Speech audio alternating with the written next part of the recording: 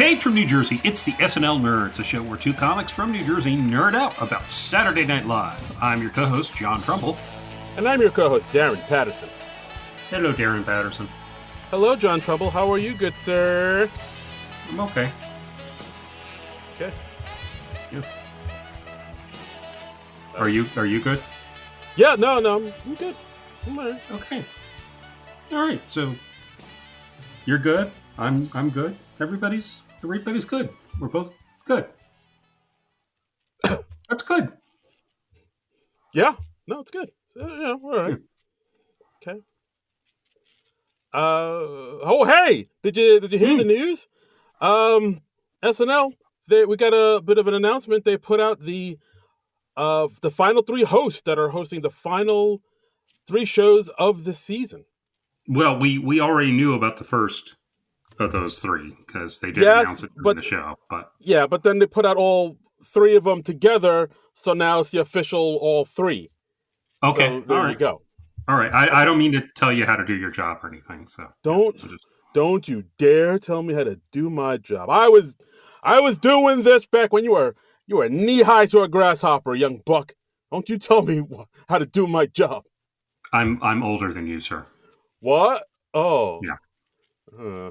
I do not know how time works. So yeah, no, yeah. Anywho, May 3rd. As we all know, May 3rd, Quinta Brunson and Benson Boone are hosting. They'll be hosting next week.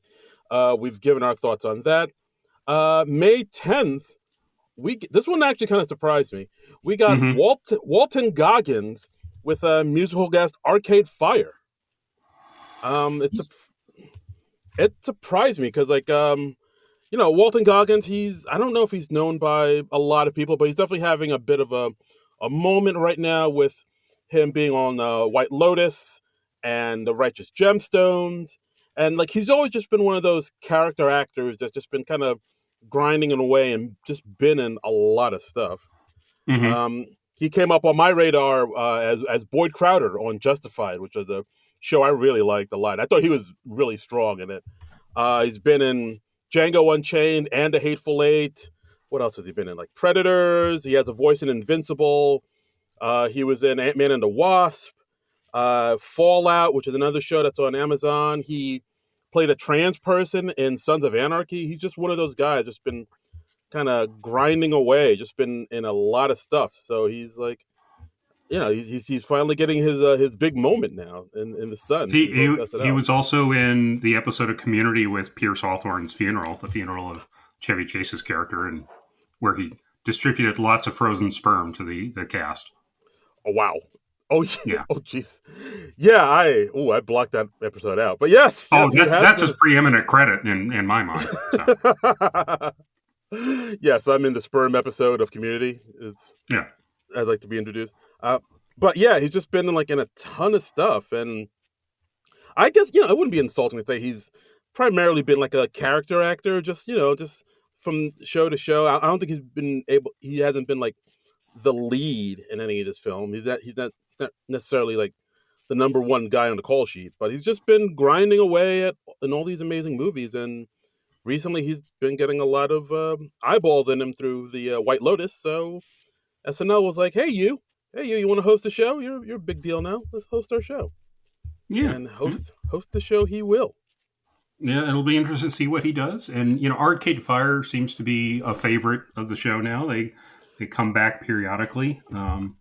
They seem to be sort of in that Coldplay lane where they make nice, ineffective, not ineffective, but inoffensive. Not ineffective. Inoffensive. Yeah, they make ineffective music. Yikes.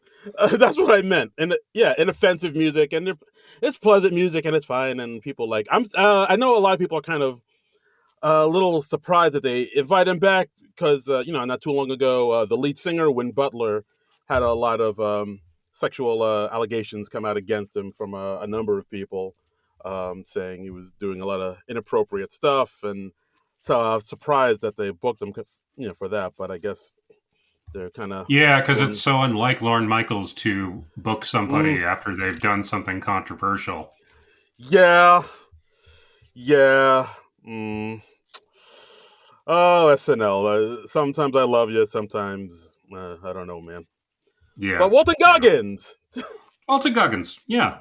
And then for the finale, we've got two, I would say, current favorites of the show. We got Scarlett Johansson and Bad Bunny for the season Yeah, finale. yes, ScarJo. This will be her 7th time hosting, I believe, if I'm not mistaken.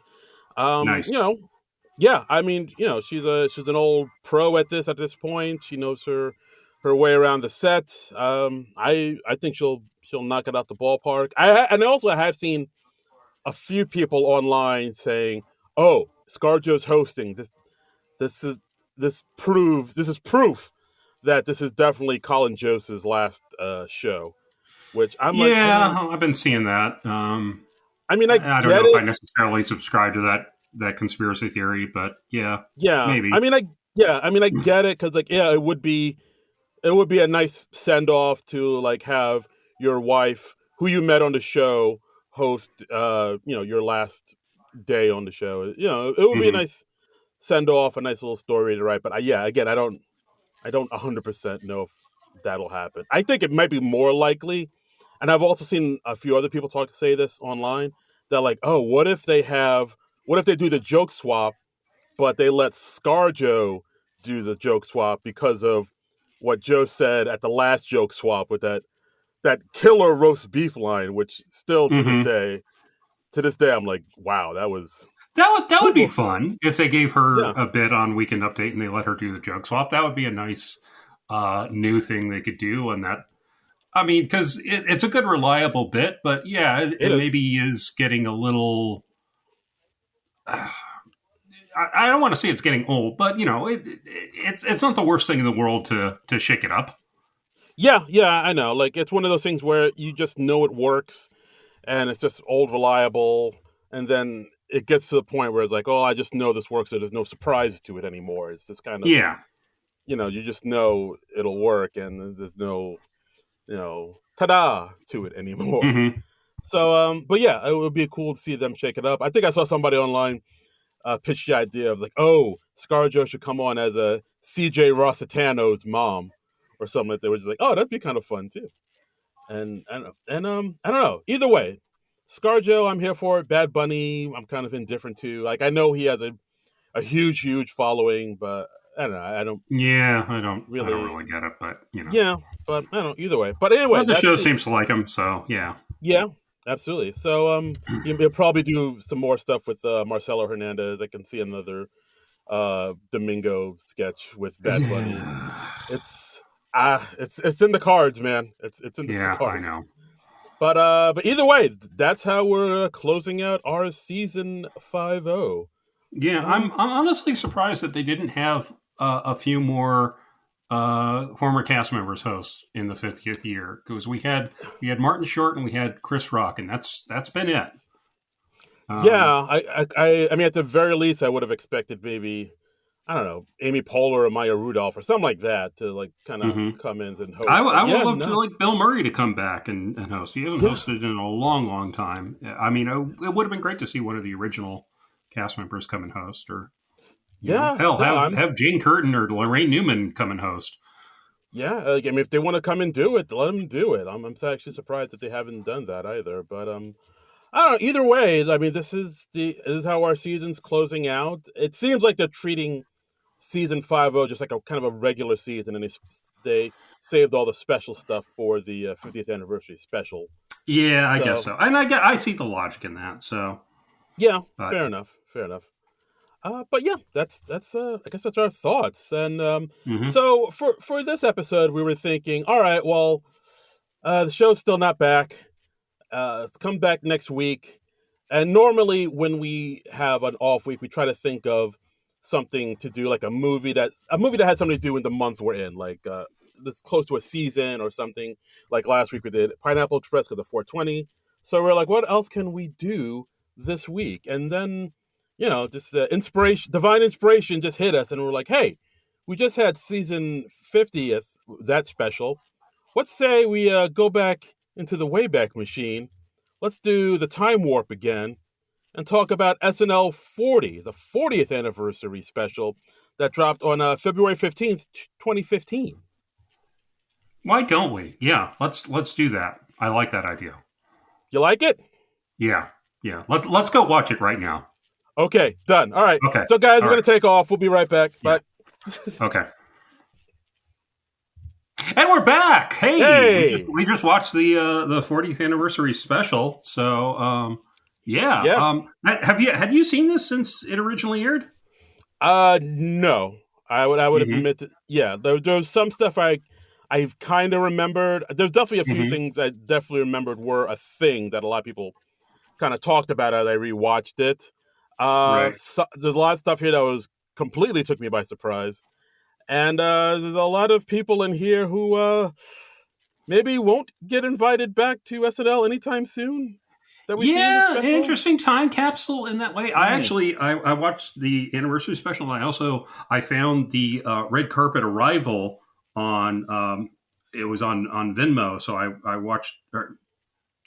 So I watched that, and that was kind of interesting. Where they had the Today Show host. Oh, well, first of all, the special is hosted by Savannah Guthrie and Matt Lauer. So right there. Oh. Oh no.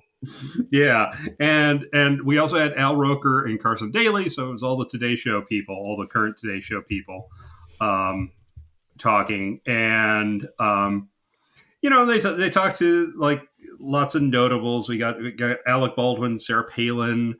Early on, they talked to Eddie Murphy, and this was a very big deal because it was like the first time Eddie Murphy returned to SNL in like 30 plus years. Yes. And Eddie Murphy was saying like, oh, it's kind of like going back to your old high school. Everything's smaller. Let's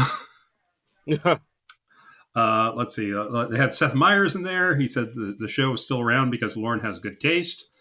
Dan Aykroyd and Jim Belushi appeared on the red carpet together, and nice. And they gave him like sort of they threw Aykroyd like a softball about like, oh, well, hey, it's all because the original cast was so good. And Aykroyd made a point of saying like, yeah, but there have been lots of great people since. And he names names, and he was like, and I still watch the show, and they plug they plug their current Blues Brothers act. I don't know if they're still doing that. I don't know if the two of them are still doing that or.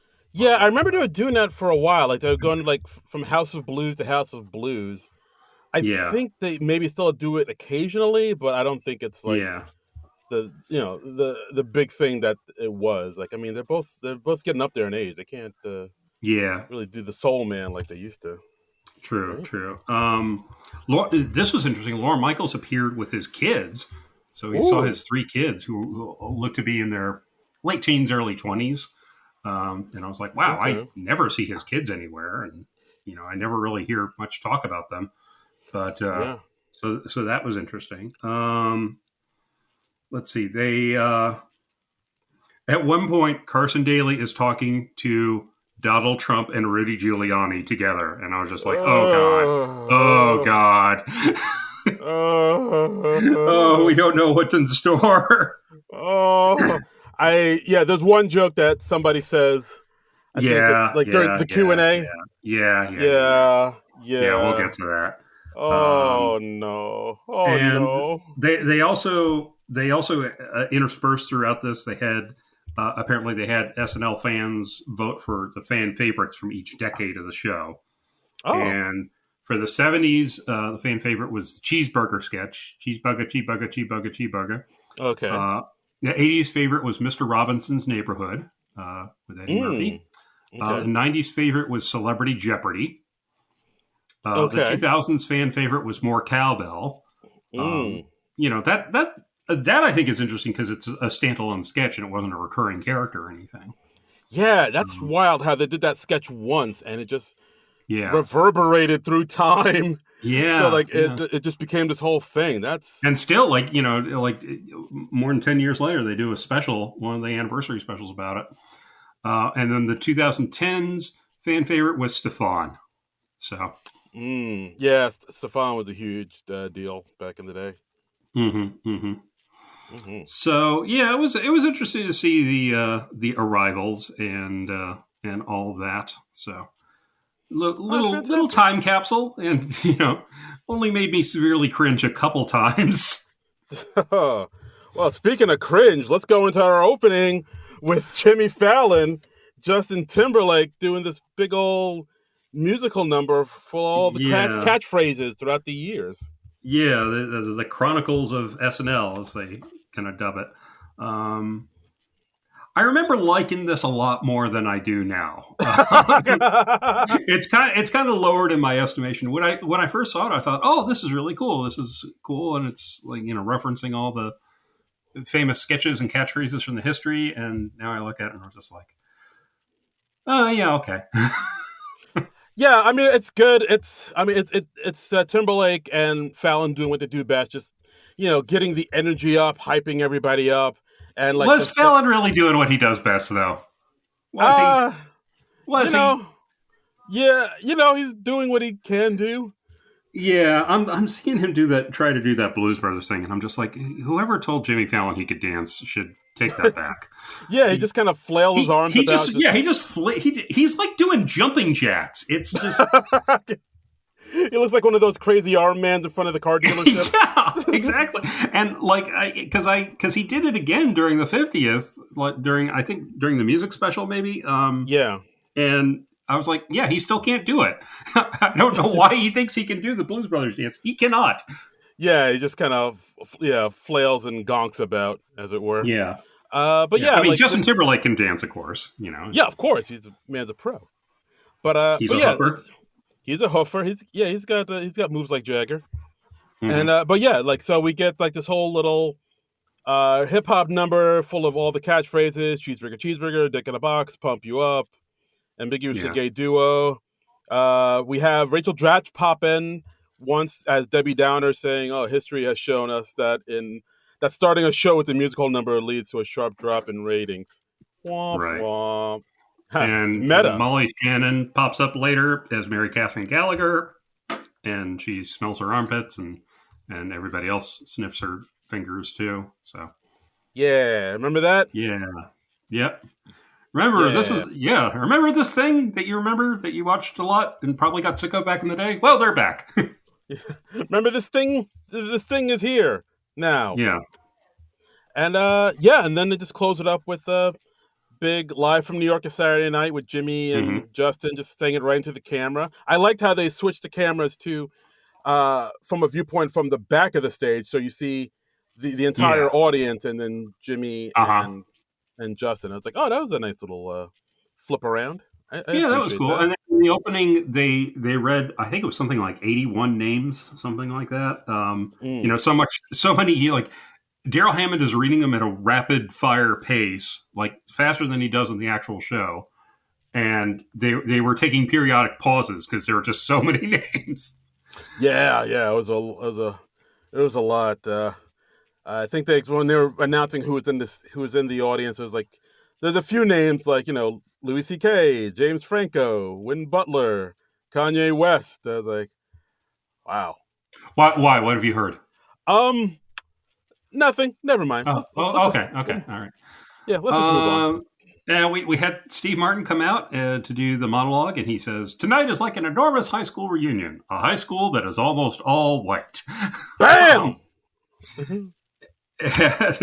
And he also mentions that it's also a night to remember the people who are no longer with us, and then they cut to John Lovitz in the audience. I'm not dead. Yeah, so that's a funny runner throughout the night where we have John Lovitz being dead. I mean, it's still funny because John Lovitz is not dead. So yes, it will be a lot less funny when John Lovitz happens to pass away. But yes, but thankfully he's still with us. Yeah, so it's hilarious. Yeah. So we have Steve Martin talking about how comedians have always been the backbone of the show for throughout the decades. And of course, somebody says, well, hold on, Steve. And who comes up on stage? Oh, my God, it's Tom Hanks. America's sweetheart, Tom Hanks. America's sweetheart. Yeah, exactly. And of course, Tom Hanks sticking up for the actors, saying that the actors contributed a lot to SNL. And then, of course, Steve hits him with saying, oh, Tom, let's face it, acting is just yelling for money. Yes. Hey! And then, speaking of yelling, Alec Baldwin comes on. And who makes a case for, he's like, oh, well, if you did a monologue, I should be here because I've hosted more than anyone else. He'd hosted like 16 times at this point, I think. Yeah, exactly. But then I think Steve counters with, well, since I'm here too, this counts as a tie or something like that. I also did like how Alec Baldwin says, well, what about actors that excel at comedy and drama? And then Steve says, oh, well, don't you mean actors that excel at comedy, drama, and media skirmishes? Yeah. And Alec lets off this laugh that's like, oh. Yeah. And Melissa McCarthy comes on and says, wait a minute, what about hosts who aren't men over 80? It's like, oh, and I'd like Melissa says, oh, hey, Steve, I didn't know you knew who I was. And then Steve's like, no, I of course I know who you are. I'm a huge fan. And it's like, no, I not because of that, just because you're so out of it. Yeah. And Chris Rock comes on and says, wait, well, what about hosts who used to be in the cast? And Peyton Manning comes on and is like, oh, what about sports stars? I'm Peyton Manning. Oh my God. He's got a dumb voice. He's a football player, so, Yeah. I just can't stand listening to that man's voice. It's just very annoying. Yeah. Sorry, listeners. We're a bit anti-jock here because, we're both nerds. Yeah. So, And speaking of voices, Miley Cyrus comes on. Well, what about singers that what about musicians? What about musicians who have really annoying voices? What about us? What about us? Yeah. And then Billy Crystal comes out. I like how Billy Crystal comes out and it's like, it's Steve, right? Yeah. Yeah, that was cute. Yeah. That was cute. And then Paul McCartney comes out with Paul Simon. And then they sing I Just Seen a Face. Well, they say, what about singers named Paul? And they're like, well, that's kind of a specialized group, but yeah, sure. Yeah. And then the two of them sing I Just Seen a Face, and I think Steve said, well, if the audience has spoken, it's a resounding no. Yeah, and this is the era when Paul McCartney is still doing that unfortunate hair dye where he's like 70 and, his hair is like jet black. It's just so weird. It's so weird when you see someone that old and they don't have a bit of gray in their hair. Yeah. It's a little like, really, your hair is just as black as night, really? Yeah. Okay. All right. Fine. Okay. Yeah. Well, we'll go with it because you're a Beatle, and we promised we'd still love you when you were 64. Oh, nice. But come on, Paul. Come on, let it go, baby. Let it go. So thankfully he did stop that. So, right. This monologue, I feel like it maybe went on a little too long. Like at some points, like when Peyton Manning came out, I was like, I could have cut that. Yeah, that's usually the time you start packing up chairs and stuff.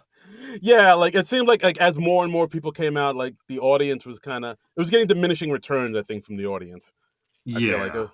I was like, all right, like they had some good jokes up top, but then they should have maybe clipped it. But either way, it's SNL 40. It's a big event. Love is in the air. Celebrities everywhere. I'm ready to go. Let's do this. Yeah. Then let's see. Then we had like a series of clips of just comedy highlights through the years, just referencing a lot of the big characters and recurring characters and stuff, and the big moments of the show.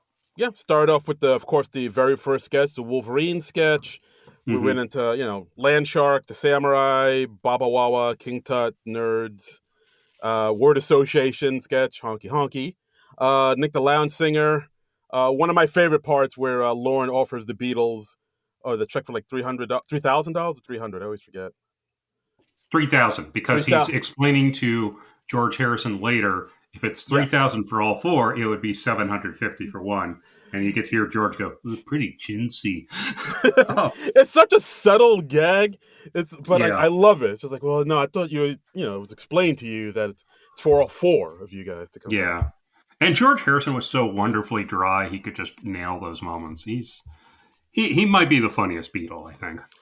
I think so. Yeah. I don't think a lot of people give George Harrison enough credit. I mean, everybody thinks, John was the funnier one, but low-key. I mean, John was funny too. Don't get me wrong, but I think they were all kind of pretty funny. They were all funny, but I mean, George's humor, it's subtle and it sneaks up on you, and I like that. And also the man financed a Monty Python movie just because he wanted to see it. That's amazing. I respect that. God. Yeah. The more I hear about George Harrison, the more I like him. God bless you, George. Yeah. Cool right. Dude. Cool dude. But yeah, and then we just have this whole montage of clips. It's like this big clip show of sketch throughout the years. From the 80s, we get, Gumby, Fernando, Mr. Robinson's Neighborhood. Then the 90s, we get Hans and Franz, Church Lady, Sweeney Sisters, Sprockets, Wayne and Garth, The Copy Guy. And just all up until 2015. Yeah, it's a fun little package. I mean, no clips from the future, which I think, they really fell down on the job there. Yeah. Why did I not see any Domingo? Yeah. What gives, SNL? Did you not see that coming?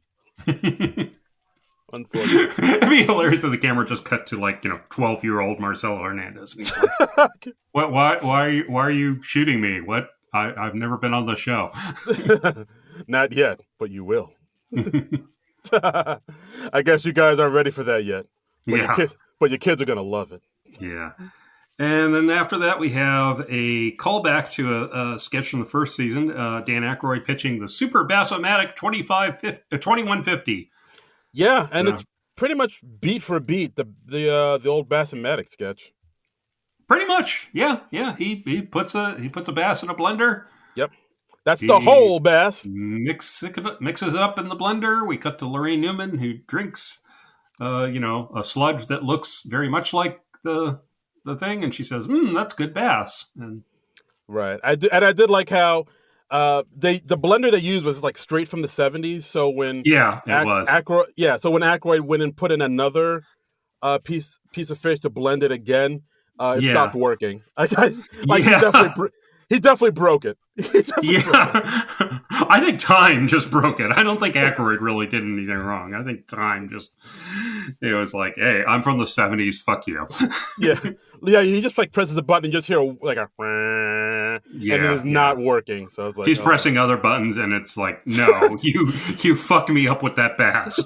We are not made to blend bass. One bass almost killed me. You want me to do another? Yeah. Two bass? And then after that, they had a little a card for Buck Henry. And they had these periodically throughout the show. Yeah. And I'm seeing this and I'm like, oh, well, this is for people who've passed. But then the last one they showed was Jim Downey, right? Yeah, I think it was just I guess maybe people who couldn't be there or just regular people. Because I saw that too when they put up the bumper of Buck Henry. And then I looked it up. I was like, oh no, Buck died in 2020. So he was still alive when they did this. So it was just a thing they did. Yeah, okay. It was, I mean, when they, at the very end, I forgot what year Buck Henry died, but at the very end they put up Jim Downey. And I was like, wait a minute, Jim Downey is definitely still alive. He is with us. He was on Conan O'Brien's podcast last year. Yeah, so I guess I just wanted to do a regular nod to maybe some people that didn't get their their time in the sun. Because I did for one of those bumpers was Edie Baskin, who was the first, who was an art director and was also the first photographer for SNL. So she was responsible for taking all the bumper photos during the first few seasons of SNL. Okay. And they had Dick Ebersol, Jim Signorelli. Yes, Jim Signorelli was a film producer. Yeah. And then of course James Downey, who was a significant writer who came in the second year along with Bill Murray. Mm-hmm. So I was like, oh, okay. I didn't know exactly what they were doing there, and I was very confused when at the end it was like, wait a minute, he's still alive. Wait a minute. But yeah, either way, I thought it was a nice little touch. Either way. And then after that, we have Celebrity Jeopardy with Will Ferrell returning as Alex Trebek, and kind of the SNL Jeopardy All-Stars. We got Daryl Hammond as Sean Connery, Kate McKinnon as Justin Bieber, Alec Baldwin as Tony Bennett. I've always liked Alec Baldwin's Tony Bennett impression, and I really liked how he's using the buzzer like a microphone. Yeah, that's something they didn't really call out, but it's like one of the things, like, if you Yeah. notice it, you see it. It's like, oh, I see what he's doing there. That was a But really nice touch. Yeah. nice touch.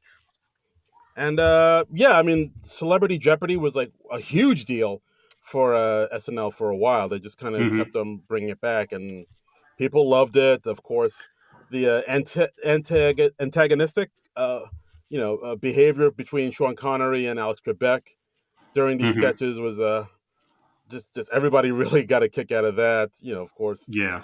Sean Connery just breaking down into your mother jokes with Alex Trebek, how he just everything goes back to him sleeping with his mom. Right. And, Good stuff. he's always misreading the categories. Like in this one, Who Reads became Whore Ads. Yes. Let It Snow became Le Tits Now. It's a term in France, Trebek. Let me see. Yeah. Let it now. And we had Norm Macdonald return as Burt Reynolds / Turd Ferguson. Which is very appropriate because Celebrity Jeopardy was originally conceived as an opportunity for Norm Macdonald to do his Burt Reynolds impression, and then it just kind of became more about Trebek and Connery. Nice. So. Nice. Yeah, then we also had Taron Killam come out as Christoph Waltz. Ha! Yes. Yes. And Jim Carrey came out as Matthew McConaughey. I think this was like during the era where Matthew McConaughey was making those Lincoln ads. Yeah. Where he was like with the weird voiceovers. Yeah. Yeah. I still don't know what those were about. But yeah, like all these weird voiceover ads. I don't think anybody knew what those were about. Everybody was like, "Man, you okay, man?" But yeah, overall, not a bad sketch. We got like a little video daily double. Yeah. And of course, the video was a celebrity talking about their favorite cocktails. Yeah. And oh my God, it's Keenan as Bill Cosby. Yeah, doing his Bill Cosby talking about, and they're like, "Oh no, we taped this back in June." No, and apparently Eddie Murphy was originally asked to perform as Bill Cosby in that sketch, but he turned it down. And let's see, I did find a Variety story. And I found a quote from Eddie Murphy. He said, it said he couldn't stomach making jokes out of such a serious matter. He says, "It's horrible. There's nothing funny about it. If you get up there and you crack jokes about him, you're just hurting people. You're hurting him. You're hurting his accusers." I was like, "Hey, I'm coming back to SNL for the anniversary. I'm not turning my moment on the show into this other thing." And Cosby later thanked Murphy for his decision to decline the sketch. And he said, "I am very appreciative of Eddie, and I applaud his actions." Interesting. And Norm Macdonald talked about it. He said he will not kick a man. Talking about Eddie Murphy, he said he will not kick a man when he is down. Eddie Murphy, I realize, is not like the rest of us. Eddie does not need the laughs. So, all right. So, but it would have been more interesting with Eddie Murphy. Yeah, I get it. That's true. But I mean, part of me also thinks, well, Eddie also had his little, run-in with controversy too, with what he did. So like maybe he figures, oh, I don't want to hurt somebody else who's also going through like a big scandal as well. So maybe, I don't know, but I guess I see his point, like him not wanting to do that.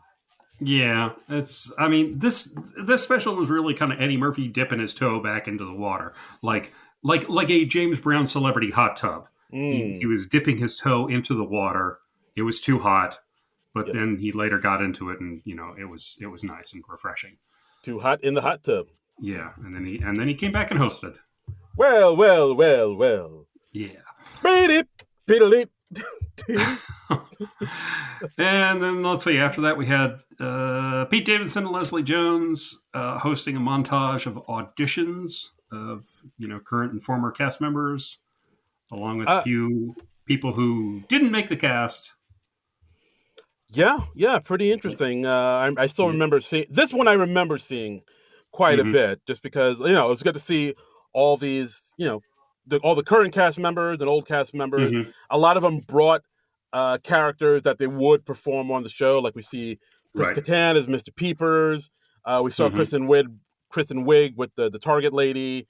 Will Ferrell at Harry Carey, and doing Get Off the Shed, and Get Off the Shed, and Fred Armisen doing his. The band leader, the drummer. Yeah, the drummer character, and it pretty much fully formed. He has like the costume worked out and everything. Will Forte's Tim Calhoun. You saw?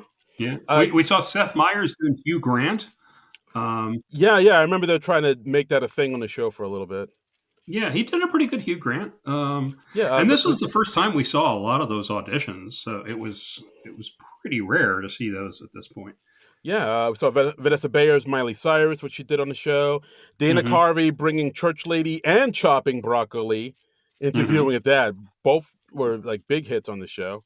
Right. And then we saw some people we saw Taron Killam's Brad Pitt, which I always thought was a pretty good Brad Pitt impression, but never really quite took off. I don't know why. No. Yeah. Yeah. Remember that, John? He goes, I do remember that. Yes, he was Brad Pitt doing the weather. Yeah.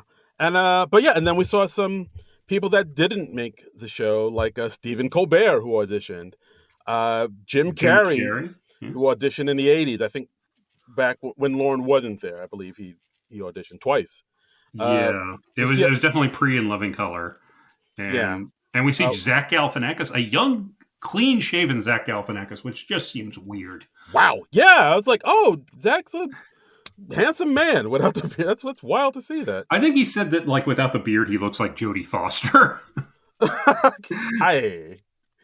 He's just got kind of a baby face. So. He does. But yeah, it's like but it's like one of those beards. It's like iconic. Like you don't. Like you see him without the beard. It takes you a minute. It's like, oh, that's him.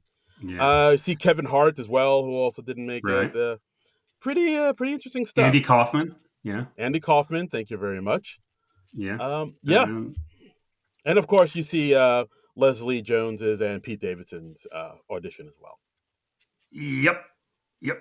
Yeah. Leslie Jones was doing a thing that I assume was from her stand-up act, where she was just talking about how she was birthing black babies, and she's like, Kobe, and just squatting down and pull them all out. And I was like, okay, all right. Yeah, and then of course Pete with his Spider-Man shirt talking about how young kids don't know how to fuck. Yep. Yes. Classic Pete. Yeah. And let's see. According to Wikipedia, at this point in the show, there was a New York City clip montage where Robert De Niro was introducing vintage SNL clips dedicated to New York City, and Alicia Keys performed Empire State of Mind during the montage. That is not on the version that's on Peacock right now, I'm assuming because of music rights. Okay. Honestly, it wasn't until like nearly the end of the show I was like, oh, yeah, there aren't any musical numbers in this thing. Yeah, there was a bunch of musical numbers. I mean, when it originally aired, I think it went on for like 3 hours. The version we saw on Peacock was about an hour 45. So once you take out all the commercials and musical numbers, that's basically what we saw. Yeah. The other, we may as well like run down the other musical numbers. Let's hit it. Keith Richards introduced Paul McCartney, who did Maybe I'm Amazed. Ooh. Great. Candice Bergen and Wynn Butler from Arcade Fire introduced Miley Cyrus doing 50 Ways to Leave Your Lover. Oh, all right. I'm not sorry I missed that. Especially when Paul Simon's in the building. I mean, come on. He's right there. Let him do it. I want to hear, just slip out the back, Jack. Yeah. Make a do play out stand. I'm sorry. I feel like a dick, like I'm totally trashing on Miley. I don't get it. I just don't get it. No, neither do I. I do not like her. I've tried. I do not care for her. We have Christopher Walken introducing Kanye West. That's one of the weirdest pairings of the night. Kanye West. Kanye West. Kanye West does a medley of Jesus Walks, Only One, and Wolves. And the latter's with Sia and Vic Mensa. And I don't think I know who Vic Mensa is. He is a rapper from the West Coast.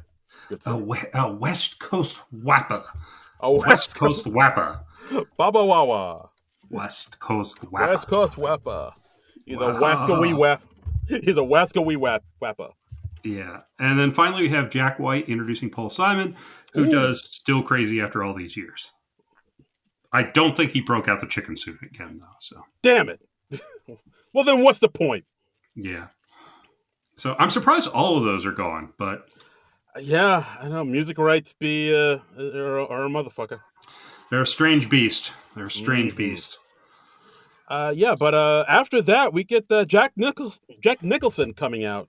Yeah, and he's introducing another montage of clips all about the political humor that SNL done throughout the years. He starts out talking kind of much like how they opened up the musical in the 50th anniversary special. He kind of talks about what a tough time New York City was going through in 1975, and he says, I should have hosted then, but what are you going to do? And then nice. I immediately started imagining like a 1975 episode of SNL hosted by Jack Nicholson. That would have been amazing, I'm sure. My God, that would have been wild. Yeah. It still kind of baffles me. Yeah, he's never hosted, or I feel like he's cameoed. He cameoed at the end of a Batabi Brothers sketch. I think it was when Helen Hunt was hosting. Right. Yeah, and he was like, he just comes in at the end and he sort of does the head bob, and he's like doing it sort of half-heartedly. You can tell like Nicholson didn't really get it, but yeah, it looks like he was trying to get water out of his ear after swimming or something like that.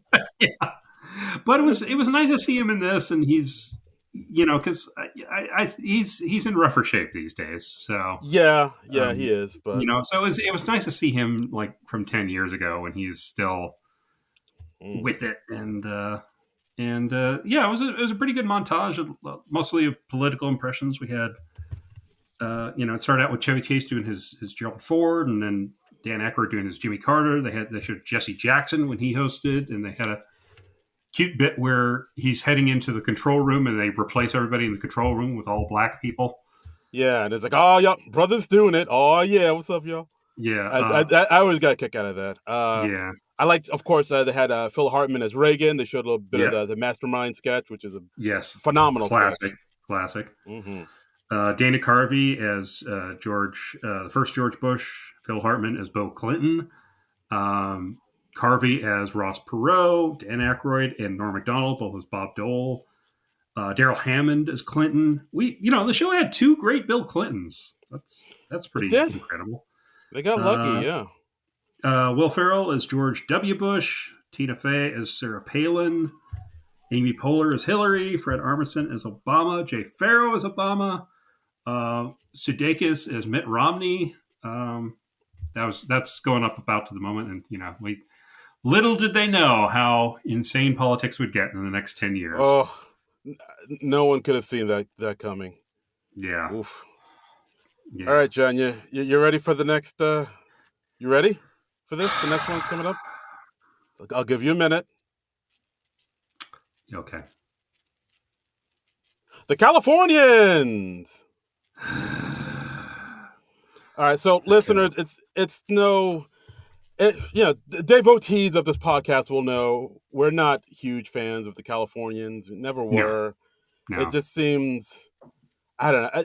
It just seems kind of too one note, and the writing on these sketches was never great. Just because with these sketches, all the laughs hinge on the goofy look to the camera, the outlandish Californian accents, but like what they're saying and the jokes were never that funny. I thought it was all just, what are you doing here? And and then every conversation devolves into like, oh, how did you get to this place? And I took this highway to this highway to this highway, and it's probably funnier if you're in California or if you've spent time there, but yeah, I've always wondered that because I know sometimes the show will do sketches that are very New York centric, and like us East Coasters will get it. So like I wonder, do West Coast, is this like their New York sketch where like if you're from California, you'll appreciate it more than us East Coasters? Like I don't know, but yeah, I just never warmed up to these sketches. I never found it funny, and it's like done by people I normally find funny. Like I normally love anything Bill Hader does. I love anything Taran Killam does. Fred Armisen and Vanessa Bayer and Kristen Wiig, I usually like a lot. And hate them all in this sketch, though. Those fucking characters. I just never found this funny. And it was every time. And they brought it back so many times. Yeah, people loved it. I don't understand. Did they? I'm rewatching this. This sketch wasn't getting many laughs, man. Maybe I should go back and watch it the last time they've done it to see how they did in the audience. Because I'm thinking that, like, did the audiences really like it that much? Because, like, every time they do it, it doesn't seem to get the belly laughs. It always felt more like a sketch that was amusing the cast more than the audience. Yeah, I'd agree. I just do not see the appeal at all. I'd say the one mildly clever thing they did was they had Lorraine Newman reprise her Sherry the Valley Girl character, and they revealed that she was the mother of Kristen Wiig's character. Yeah, that's I was like, close. okay, that's kind of clever, and we have, because it's an anniversary show, we have gratuitous cameos from Bradley Cooper, Kerry Washington, Taylor Swift, Betty White. Yeah, pretty much, and and it's like basically kind of beat for beat the way the show always. These sketches always go, like, like a soap opera. Mm-hmm. Yeah, them talking about routes to get around town. I think, like you said, like Taylor Swift was in it, and she was doing her California accent. Yeah. Betty White comes in as the great aunt Lana, who everybody thought was dead but wasn't, because her hot air balloon went all crazy. Then they figured out somebody tampered with her hot air balloon because they wanted her dead. It turned out to be Taylor Swift. But thanks to Craig, the pool boy, like, she survived okay. And hey, Bradley Cooper and Betty White make out. Yeah. And then at the very end, for no real reason, we have another sketch I never really was fond of, was a reprise of the Total Bastard Airlines, the Bye-Bye. And we have David Spade and Cecily Strong doing that, because I guess they couldn't get Helen Hunt back. Right. And then it's like all of them kind of ushering out the Californians out of the sketch, and they're all kind of break characters, like, oh, this is the next sketch. I don't understand what's happening. And then they're like, oh. And also, like, during the sketch, when they're doing the thing where, like, everybody's, like, looking into the mirror, I don't think it was the blocking. I think it was the camera people, because from what I understand, they didn't use the regular crew on this anniversary special, because they had the regular crew just, like, enjoying the show. So it was like, you're just seeing the backs of everybody's heads when they're looking in the mirror, instead of seeing them looking in the mirror. And I think at one point I saw the ceiling or something. Yeah, I was like, what? It was not covered well. Does somebody want to adjust this mirror here? Yeah. There were some weird screw ups. Yeah, but I mean, I'd agree with you. Like, with these California sketches, it's one of those sketches where it looks more fun to do than to actually watch. Yeah, and I hate it. I remember I hated that they did this on an anniversary show, because I think it's one of the worst, most annoying sketches in SNL history. Ooh, worse than Gilly? Yeah, I mean, because they brought it back more than Gilly, I would say. So it inspired more sheer hatred in me. And I remember, like, the night this aired on a Sunday, and I was doing a stand-up show in Montclair that night at Tierney's, and I remember, like, checking my Facebook page on my phone during the show, and people were commenting that the Californians was on it, and I was like, oh, God damn it. And I suddenly was, like, looking forward to watching my recording less. I was like, and it just irked me that probably at some point during the week leading up to this show, Lauren probably said something like, oh, we better cut that sketch so that we have time for the Californians. Oh, I don't want to think about that. No. Yeah, no. That's depressing, right? Right? Yeah. Oh, gee whiz. Now I don't even want to do this podcast anymore. I know. You bummed me out, Trumbull. You bummed me out. Sorry. But yeah, Californians. Weekend update with Tina Fey, Amy Poehler. Amy Poehler, and Jane Curtin. Mm-hmm. That's really fun that they got Jane Curtin back to. Yeah. They talked about how, joining us is also one of the show's original producers, Cocaine. Hell yeah. Just a pile of coke with a bow tie. Yeah. And Gene Curtin had a nice line about saying, like, I used to be the only pretty blonde giving fake news on television. Now there's an entire network devoted to that. And they show the Fox News logo. Ha ha! Yeah, Got take him. that. Yeah, got him. And Fox News was never a problem ever again. And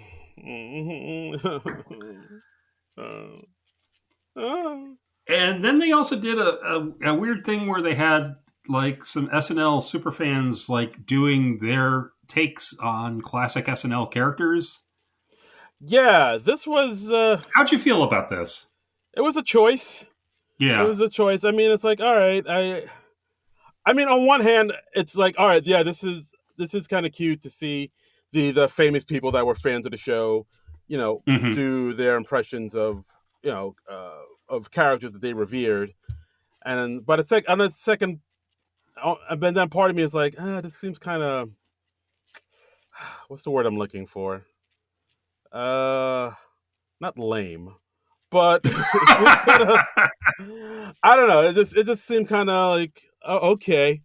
It kind of feels like, it kind of feels like, oh, hey, come perform for the nice people. Watch my daughter. She can really sing, type of thing. It's like, I don't know. Yeah, I wasn't too nuts about this either. I think even at the time, I didn't feel great about it. Even though, like, I'd say Emma Stone did a very nice job as Rosanna Dana. Then they bring on Edward Norton as Stefan, and I'm like, why are you doing this? Bill Hader is in the building. We've seen him earlier in the show. Yeah. And then they bring Bill Hader on as the real Stefan, and then they bring Seth Meyers on as Stefan's husband. Right. So I like that they're bringing that mythology forward, and Seth Meyers is like, Stefan, we have kids. Yeah, exactly. I mean, like, I can understand why they did it with where they had Emma come out as Rosanna Dana, because Gilda's no longer with us, and then later on they had Melissa McCarthy come in as Matt Foley, and that makes sense because Chris Farley is no longer with us. Right. But it's like what you said, like when Edward Norton was doing Stefan, I was like, well, Bill Hader's, he's still with us. Him and John Lovitz are still alive. Like, so why are we doing this? Yeah.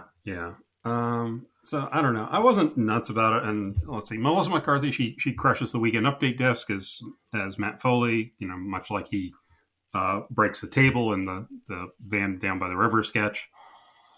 And I will admit, I did like the part where, because like before Melissa comes in, there's like a knock at the Weekend Update door. So Tina goes to answer it, and then Jane says, "Oh, don't answer it. It's going to be a land shark. It's always a land shark." And then of course Tina's like, "No, that doesn't happen anymore." So she opens the door. That's when Matt Foley comes in, and then after Melissa smashes the desk, then Tina gets eaten by the land shark. Yeah, and according to Wikipedia, it was Bobby Moynihan as the land shark. So what? So that's Bobby. Cool. Oh, good for you, Bobby! Yay, Bobby! And then they had a montage of like almost every Weekend Update anchor from like the beginning up to the present day. They skipped a couple. I noticed Cicely Strong was notable by her absence. I guess because she didn't do the gig for very long. I mean, it was literally like a matter of months, I think, before she was just like, yeah, this isn't for me. I'd rather just do sketches. Well, who else did they miss? I thought they kind of got everybody, didn't they? I think they got everybody else, but I definitely noticed that Cicely Strong wasn't there because she did it with Seth Meyers at the tail end of his tenure, and then it was her and Colin Jost at the beginning of his, and then she was like, no, this isn't for me, and then they brought in Michael Che. Don't want it. So, yeah. So okay, fair enough. I mean, good for her for realizing so quickly that it wasn't what she wanted to do, rather than continue to beat the dead horse. But absolutely, and not that she was bad or anything. No, she was fine. Good job. I would have been totally cool with her continuing on. Yeah, no, she was good. She was cool. But yeah, they have like a montage of a Weekend Update death segments. Jane, you ignorant slut. The stamp, the prostitution stamp joke. If you want to. It costs 5 cents if you want to lick it at the quarter, which it's still a damn good joke. I don't care what it is. A good joke, yes. Yeah, and Emily, that was also in the Saturday Night movie last year from Reitman's kid. What's his name? Oh, Jason Reitman. Jason Reitman. Thank you. Blanking on his first name. Okay. Emily Latella, Drunk Uncle, Judy Grimes, the girl you wish you'd never started a conversation with. I saw Gay Hitler in there for a little bit. Love Gay Hitler. Jebediah Atkinson popped in for a second. I was like, I love Jebediah Atkinson. Never got sick of him. Man. Yeah. And he was so wonderfully catty. Yes, a nice little montage. And then they cut to on the main stage, Kevin Nealon, Norm Macdonald, Seth Meyers, and Colin Quinn. Yes. Four horsemen. Yeah, the four horsemen. And they introduce, they give like sort of this longish intro to Chevy Chase. Go ahead. What'd you like? I was going to say, I did like how Colin Quinn says, well, just so everybody knows, like while the cue card guy dropped my cue card, that's why I mumbled and stumbled most of the time, all the time, talking. But as he said that, he stumbled over his lines, like for real. Like he fucked up. Yeah. He fucked up the line as he was saying. He mumbled and stumbled a lot. Yeah. I was like, oh, Colin. And then they introduce Chevy Chase. They give him like a big old buildup, and then Chevy Chase comes out like he's the host, and walks to home base, and he gives a little bit of some brief comments, and then they have Garrett Morris in the cutaway doing the news for the hard of hearing bit. Yeah, I thought that was kind of clever. I was like, all right. Yeah, I was just like, okay, oh, all right. Well, we're lionizing Chevy Chase. Okay. Wow. He was the first guy, so I guess you gotta give him that. Yeah, that's true. Then they showed the entirety of Colon Blow. Colon Blow, yeah, classic. One of the classic fake ads from like 87. I'm gonna say 87. That sounds about right. Yeah, I've done no research on this, but I'll say 87, and I'm sticking by it. Okay, I'll buy that for $1. Yeah. Yeah, they showed it in its entirety. I always wondered how they chose which commercials to air in its entirety, because in this special they do air another commercial in its entirety too. I was like, well, why those two? Right. Well, they were good. Yeah. All right. Fair enough. Yeah. They're good. They didn't have to do any music clearances for them. I get it. All right. They're relatively brief.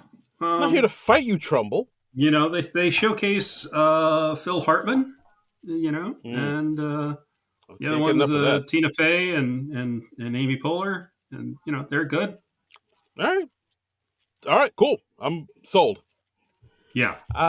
And then next up we got Mr. Chris Rock coming out talking about. Oh wait! According to Wikipedia, there was another bit they cut out. They did a comedic musical medley.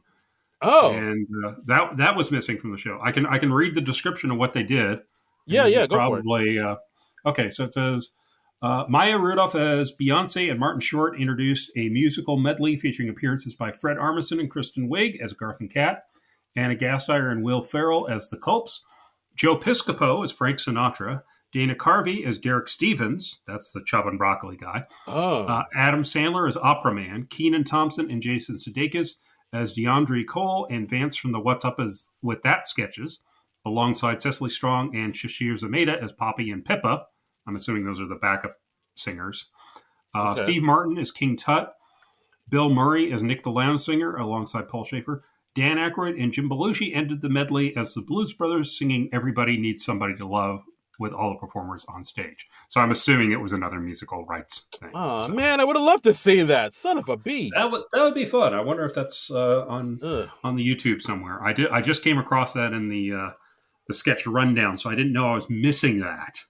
Oh. And now I'm resentful. Oh. I'm shaking my fist at Peacock right now. Yes. Shake your fist at damn fury you, Peacock. Curse you, Peacock. Yeah. You've bested me for the last time. Yeah.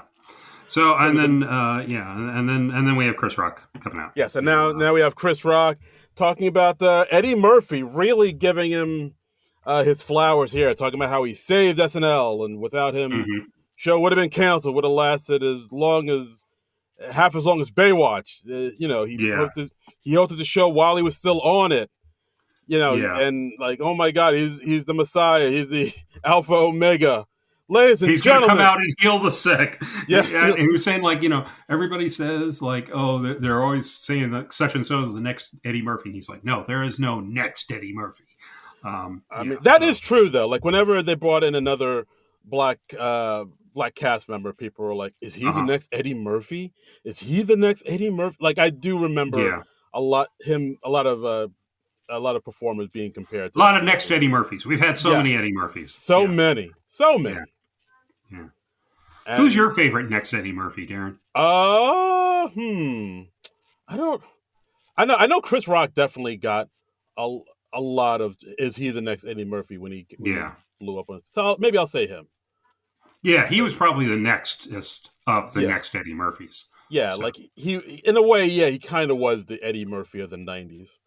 A little. Yeah. I mean, maybe not as far as SNL goes, but as far as stand-up goes, I'd say he was. Yes, I would agree with that. All right, there we go. Yay. And then Eddie Murphy comes out to a standing ovation. He comes out and he says nothing in particular. There was a lot of build-up and not a lot of so anticlimactic. He's like, I'm just like, did you prepare anything, dude? What's going on? He did not. I'd bet the farm that he didn't prepare anything. He was just like, thanks guys. Hey, happy to be here. Love you all. All right, goodbye.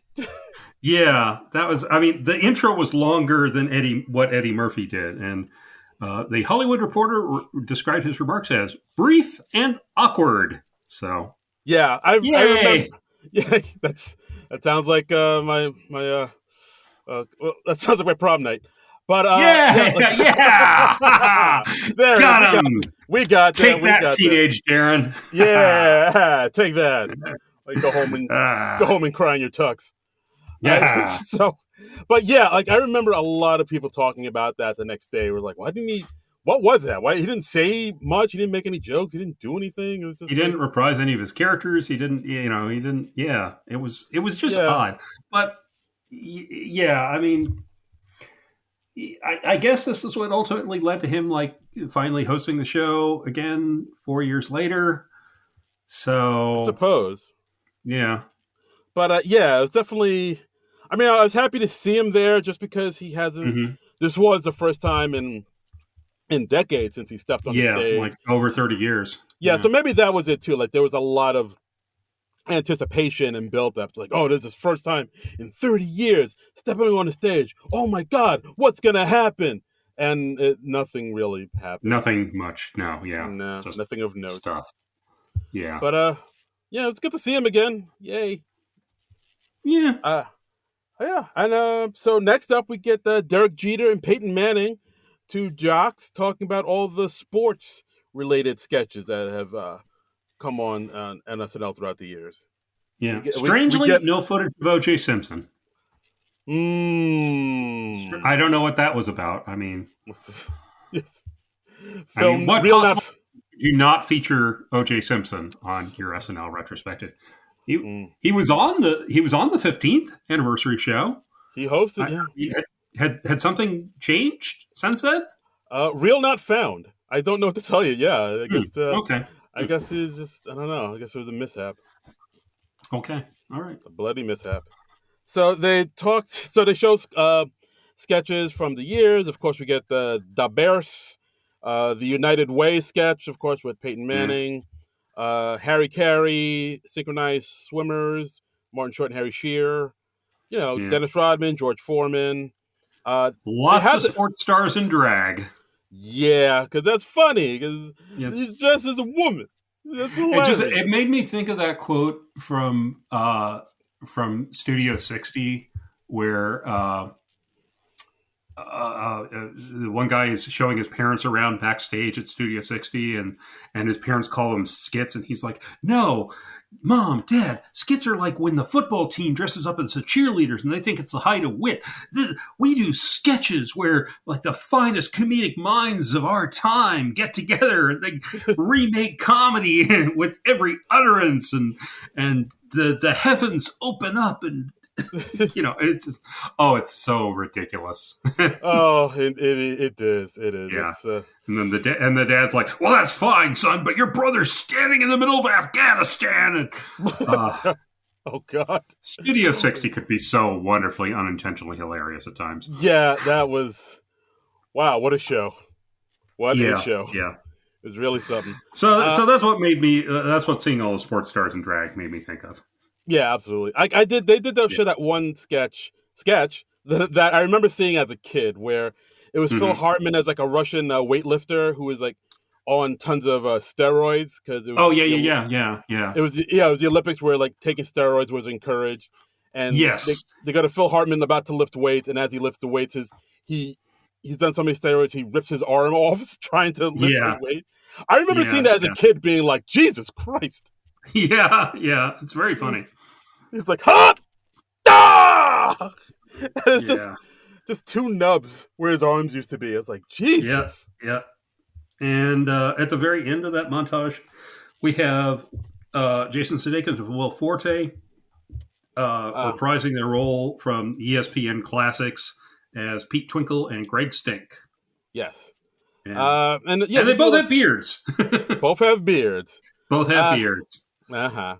And and I believe they're some nice little back and forth between Sudeikis and Forte. And of course, they're talking about it's sponsored by a certain lady razor product, and unsightly hair sure can be a drag. So when you're munching carpet, don't let it be shag. Because they were always sponsored by some sort of feminine hygiene product. And I actually went on a deep dive and was like rewatching all the ESPN classic sketches this week. I don't know why. I was just killing time on YouTube, and those are still funny. They're good. They're good. Yeah, so it was fun to see them. And then let's see, we have what was probably my favorite segment from this anniversary special, I would say. We have Jerry Seinfeld coming out with a Q&A. Nice. Which, taking questions from the audience. And these always work well in the anniversary segments, I think. Yeah. I liked how he came out and said, hey, I found this one fantastic, interesting fact about SNL. One of the original cast members from 1975, it was Brian Williams. Not sure if that's true or not.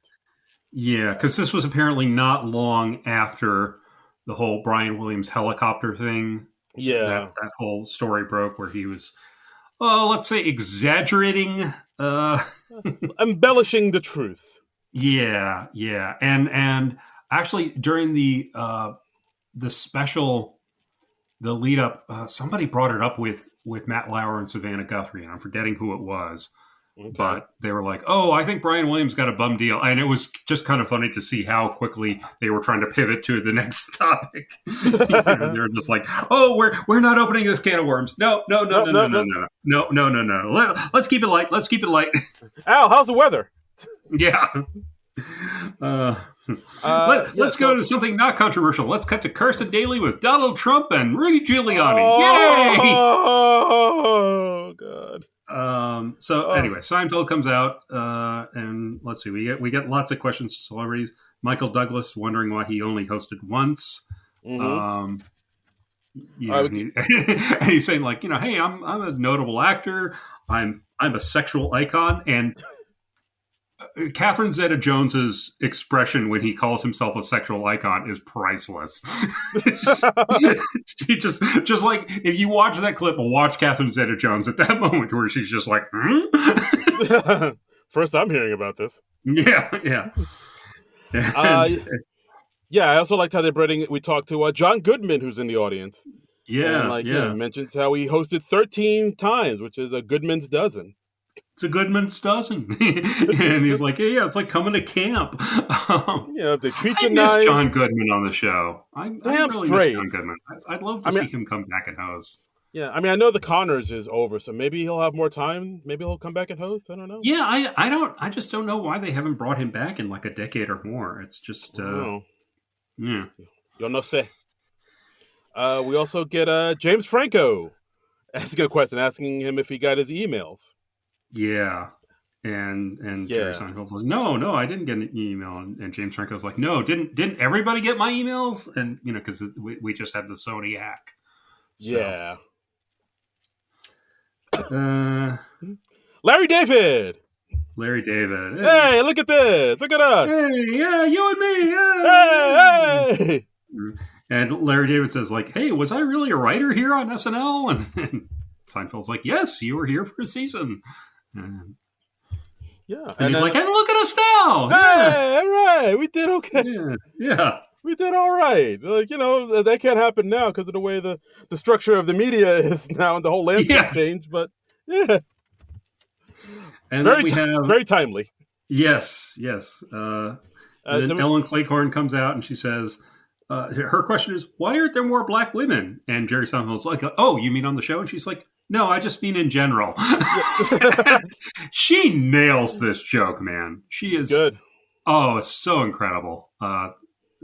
That was so damn funny. Very good. Dakota Johnson stands up and has a joke about how she's going to be hosting a show in the future and what's it like, and then you say, well, you have to kind of submit to the show. You have to kind of go where they tell you to do and do what they tell you to do and say what they want you to say. And she says, "Oh, okay, I got it," because she's just coming off the 50 Shades of Grey. So domination. Like, okay, got it. Yeah, so it's just like a regular. Yeah. Then we get Tim Meadows. Tim Meadows. He's holding a recent copy of Rolling Stone.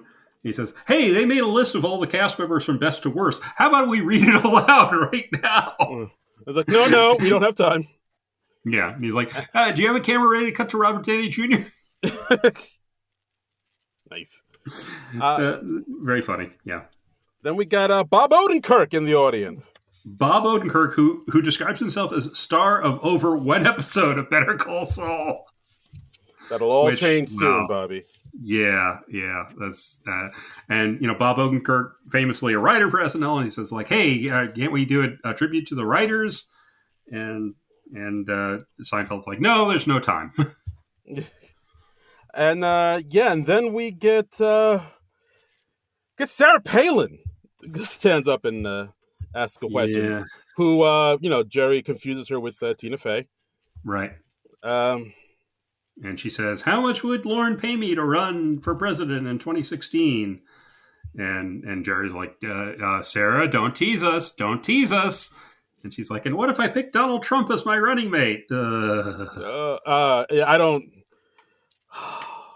Oh, sorry, listeners. You gotta have to give us a minute.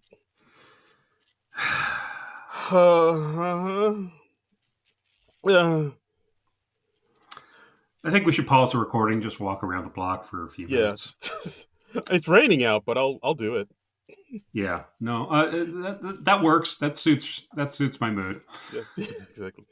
Just quick gonna question. walk in the rain for a while. Yeah, walking in the rain. Quick question. Good question. Did you see? Was John Higgins from PDD there? I think I saw him in front of Larry David in the audience, if I'm not mistaken. I wasn't looking for him, so I didn't spot him. But I will say yes. Okay. I always like to look at who's like the other people in the audience. Like I spotted Jeff Goldblum was there. I saw Tom Arnold there. I saw Jim Brewer was in the audience. I'm pretty sure I saw like as a seat filler, or I don't know. He was just in the audience sitting in front of Larry David. Like I think it was John Higgins. Right. I mean, if Jim Brewer was there, I'm assuming it was as a seat filler. Oh, right. Yes, probably. He needs the money. He needs a hot meal. Yeah. Work's work. Work's work. Get back home to the shelter. Yeah. Mom Jeans. And then they show Mom Jeans in its entirety, which is, still funny, still good. You're not a woman anymore. You're a mom. It's still a solid commercial, I think. Mm-hmm. Yep. Pretty great stuff. I mean, not much else to say about it, but no, not really. Then they cut to Tina and Alec on stage. The announcer introduces them as Mr. and Mrs. Alec Baldwin. Yeah. Hey, and they do a tribute to Tracy Morgan, because this wasn't too long after his big car accident, and he barely survived that thing. So like I know he was with a few people, and a few people did die, unfortunately, in that it was like a tractor trailer hit him, and it was really, we almost lost him, but He survived, And thankfully. this really plays like they think they're going to lose him any minute. It really did, right? It's not just me. Yeah, no. Okay. Yeah, because I was like, it's... Yeah, because let's see, this was in February of 2025, and let's see, when was this accident? That was in, or 2020. This February 2015. And his accident was June 7th, 2014. So it was a while, but so he was in rough shape for quite a while. It was a pretty horrible accident. But luckily he made it out, thank God. So they did like a nice little get well soon, rest up type of thing, and then they showed a clip of him as Brian Fellows. Yeah. And then they put a card up by him like he was one of the people who had passed away. And I was like, oh, wow. Okay. Yeah. That made you feel weird too, right? Yeah, it did. It really did, especially since he has not passed away. Yeah, I was like, but look, I get it. He was still in rough shape then. It's totally valid. But it's weird looking back at it. Like, if we lose him, we have it, and if we don't, we can, it's okay. Lorne, why would you do that? Why would you say that, Lorne? Yeah. And then we have Louis C.K. Oh, yeah. How come he hadn't hosted again? Well, it's funny. I mean, because he was like, back in 2015, he was like on his way. I think he'd already hosted like 3 or 4 times by this point. Yeah, he's hosted 4 times. I know I don't know what it was at this point. Oh, okay. But because the scandal about him broke that I am assuming in 2017 because it was part of the whole Me Too era stuff. Anyway, and he killed it each time. And he did an intro about the short films that SNL has done, and he says, they're easily the best part of the show because they record them in advance and they edit them and stuff, and maybe they should do the whole show like that. Because he says the sketches are nice, but they're pretty long. Yeah. He says, like, in 40 years, there've been like 17 live sketches. It's a funny joke. Yes, it is. It's look, good. I mean, Louis C.K., I still find him very funny. Yes, he's a creep, and he probably doesn't deserve to host SNL anymore, but a part of me still misses him because I think he was a good host. That's fair. Yeah. And then they cut to all the, short films and digital shorts throughout the years. Tom Schiller stuff, Albert Brooks stuff. What else did I show? Deep Thoughts by Jack Handey, of course. Mr. Bill. And they showed like a lot of famous filmmakers who've done stuff like Albert Brooks, Jim Jarmusch, Tim Robbins, who debuted the Bob Roberts character in a short film on SNL, and Mike Judge with The Office Space back when it was like an animated short. White Like Me, which is one of my favorite pre-tapes the show's ever done. Right. And and then of course digital shorts, Lazy Sunday, TV Funhouse. They showed a quick thing of Dykes and Fats, which I got a kick out of. Always love that one. Yeah, which Louis C.K. was also in. doing his Chicago accent. Yeah. We're all right, Dykes and Fats, and very funny. And according to Wikipedia, there's another thing that was missing. Zach Galifianakis introduced the SNL digital short "That's When You Break," featuring Andy Samberg, Adam Sandler, Bill Hader, and Chris Parnell. Why is this not in the show on Peacock? What the hell? That is wild, because I think that one's on YouTube. Yeah, it is.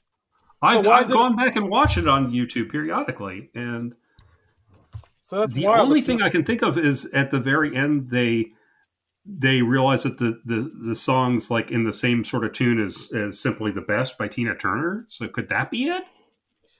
Maybe, I guess.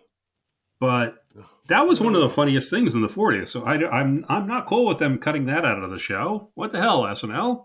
Yeah. What the hell, Peacock? Come on, man. What's up with that? Ooh wee, what's up with that? What's up with that? Yeah, I don't know. Yeah, but That's When You Break. I always like that one where Yeah, that was a great one. They just talk about performers breaking in SNL sketches, and they talk about how sometimes that's done for just when a sketch isn't working and that they intentionally break. but I always liked that number. It was a funny thing and catchy number. Good stuff. Yeah. Yeah. So it's on YouTube. Check it out. That's When You Break. It's good stuff. Mm-hmm. Then we cut to Bill Murray on stage with Leon Pendarvis, of course, the pianist of SNL and conductor. And this is when we go into our In Memoriam segment, the somber time of the show. Yes. And then they just mention a lot of the cast and crew that we've lost throughout the years. Right. Jan Hooks. Yeah, I got the whole list here if you want me to read it. They did list everybody on Wikipedia. Let's do it. So we got Jan Hooks, cast member, Elizabeth Caroli from Wardrobe, Al Siegel from Cue Cards, Don Pardo, the announcer. Hard to believe it's been more than 10 years since Don Pardo's been gone. Wow. Damn. Yeah.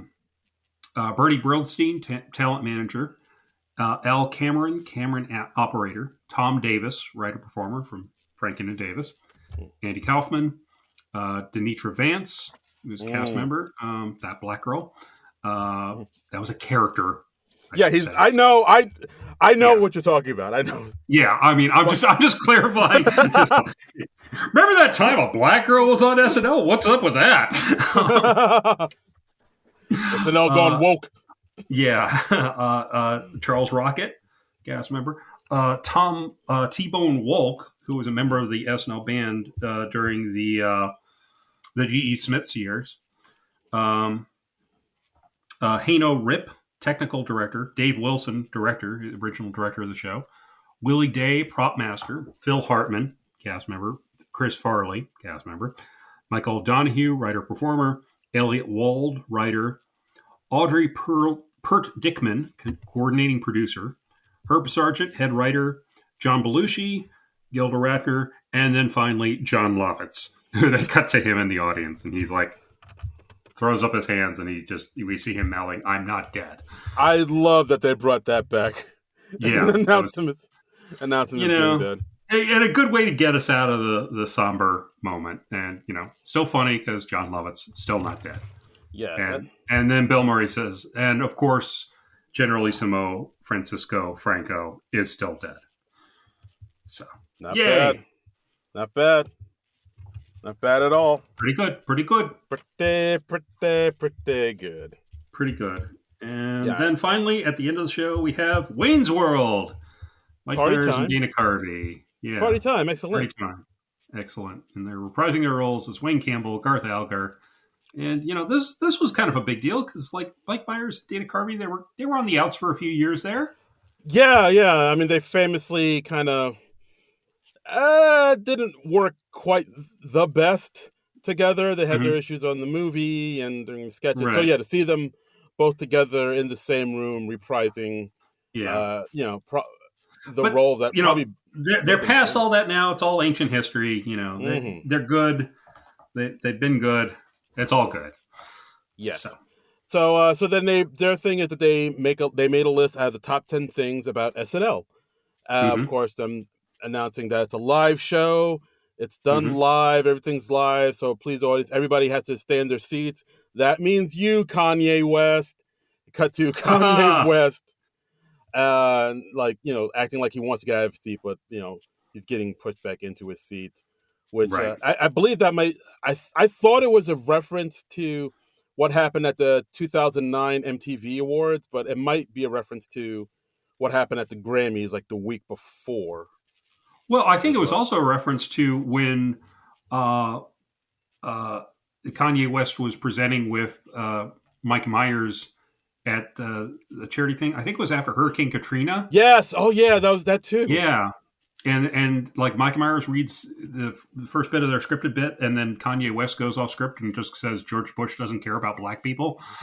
And the camera immediately cuts to Chris Tucker. Yeah. So and Mike Myers is like, wait, what? Yeah. So I think that the main crux of it is Kanye West is insane person. Yes. Yeah, unpredictable, insane person. So he should always just stay seated for the good. And yeah, I mean it's as timely then as it was now, as it is now. I mean, I as I recall, like in the 50th anniversary, we're making those jokes about Gary Busey, and 40th anniversary, we're making those jokes about Kanye West. So progress. Kanye West, a new Gary Busey. You heard a new Gary Busey.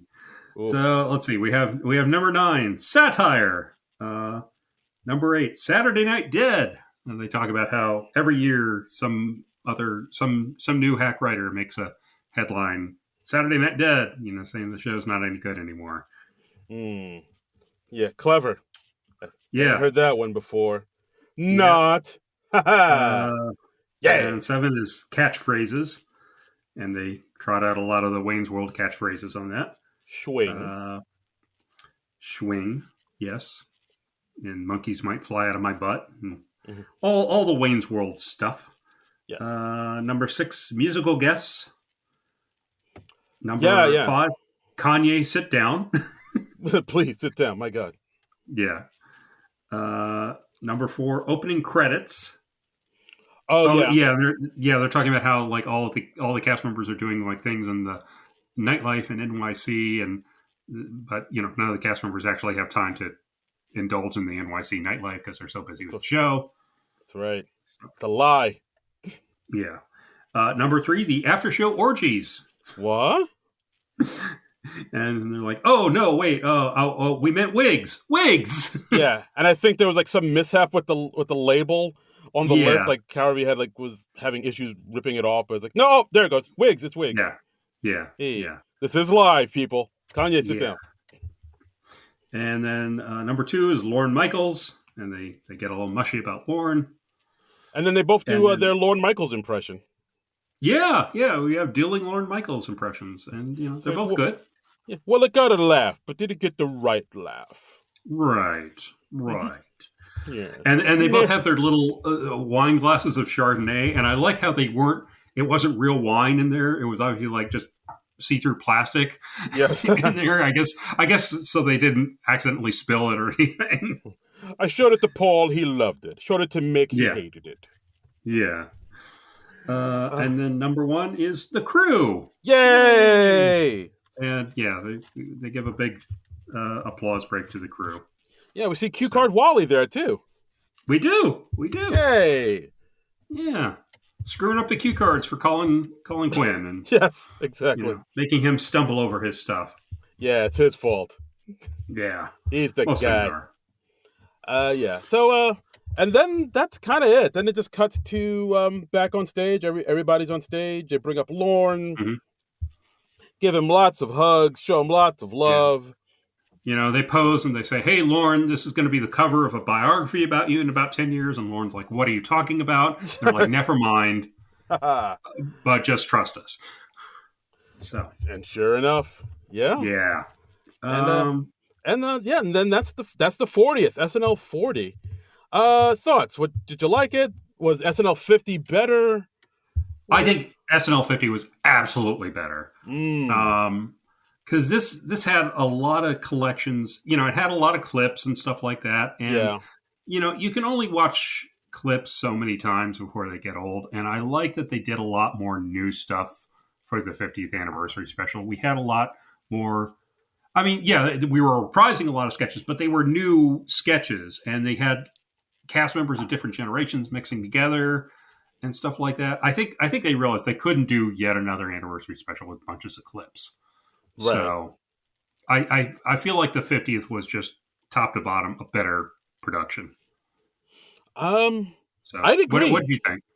Yeah, no, I'd agree. Like I liked all the stuff that was in the 40th, but as far as being like overall more entertaining, more energetic, I would say the 50th has it beat hands down. Like you can even kind of feel the lulls at some points during this this SNL 40. I agree with you. I think the 50th was they kicked it up a notch and made it way better. Yeah, I agree. And I think it's been a while since I watched the 25th, but I remember even the 25th being better than this. So, maybe we'll do that next. Maybe we can. Maybe we can at some point if we find it somewhere. Yeah. Maybe we can, and maybe we will.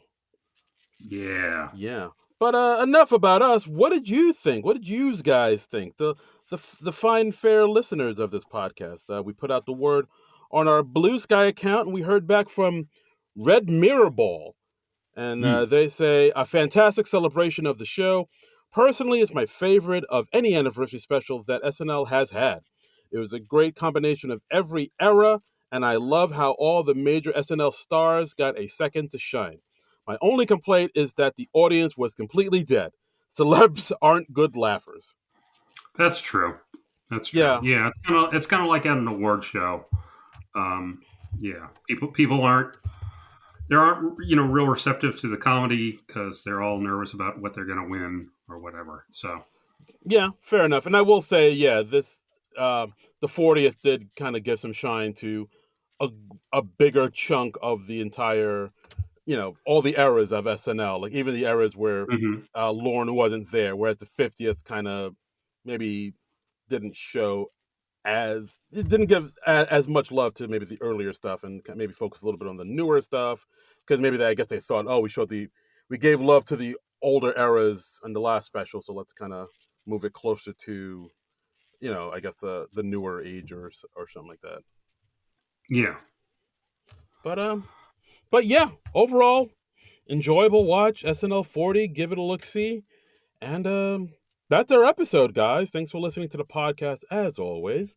You can follow us on the Blue Skies at SNL Nerds.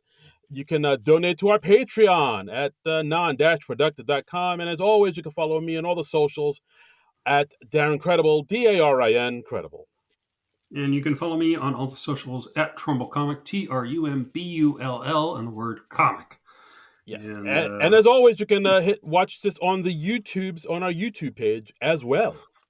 Yes, actually, nearly every episode of the podcast is now up on YouTube, so you can go back and look at all our old episodes. And if you just started listening to the podcast recently and you haven't heard some of our older stuff, you can go back and listen to those and find out what we thought of other SNL projects and find out more of our objectively correct opinions. Yes, all of our opinions are correct. That cannot be even disputed. when we disagree with each other. Yeah. Yes, absolutely. We're somehow both correct. Yes, that's just math. That's just how it works out, man. Yeah, one of our friends this week was saying like, "Oh yeah, I love that episode where you did Barb and Star go to Vista Del Mar, where Darren really liked it and I really hated it." And apparently that was entertaining. So yes. to see a friendship disintegrate is entertaining in real time. Yes, IRL. Yeah. Whew. Wow, what an episode that was. Yeah, that was some kind of something. So yeah, that's the end of this one. And please join us next week when the show comes back. The first of the 3 final episodes of the season. We're coming back with Quinta Brunson and Benson Boone. Yes. I don't know much about Benson Boone, so yeah. Me neither. I know he has that one big song, I think Beautiful Creatures or Animals, something like that. Okay. It has like a chorus where it goes like, "Please stay, this beautiful, beautiful things." Something like that. He makes it sound better than I do. I don't care for that. I don't. If it goes like how you just said, no, I don't care for that. What, you don't care for the banshee screamings of a pop artist? That sounds like a car alarm.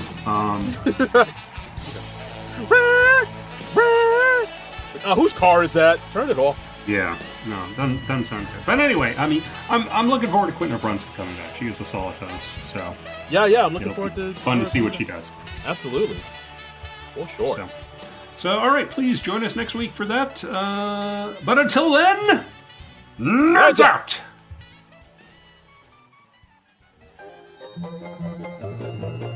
This has been a non-productive media presentation. Executive producer, Frank Hablawi. This program and many others like it on the Non-Productive Network is distributed under a Creative Commons Attribution Non-Commercial No Derivatives license. Please share it, but ask before trying to change it or sell it. For more information, visit non-productive.com.